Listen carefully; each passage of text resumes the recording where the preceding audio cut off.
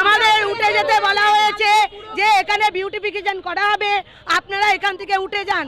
আমাদের নির্দেশ দেওয়া হয়েছে এরকমই, কিন্তু রাজ্য সরকার তো এরকম কোনো আমাদের মুখ্যমন্ত্রী নির্দেশ দেয়নি।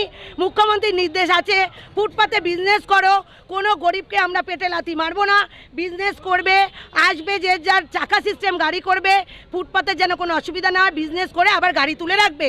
আমরা সেই সিস্টেমই করতে চাইছিলাম, কিন্তু আমাদের চেয়ারপারসন আগে একবার আমাদেরকে বলেছে তোমরা উঠে যাবে, কোনো গাড়ি সিস্টেম এখানে করা হবে না।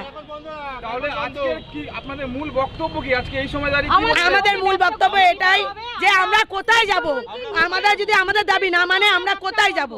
আমরা এখন কি খাবো? আমাদেরকে উঠিয়ে দিলে মুখ্যমন্ত্রী যিনি বলেছেন সেরকম সমস্ত নিয়মকানুন মেনে সমস্ত প্রোটোকল মানবো, আমরা সেইভাবে আমরা ব্যবসা করব, কিন্তু আমরা উঠে যেতে পারবো না, কেননা আমাদের এছাড়া কোনো রোজগারের জায়গা নেই।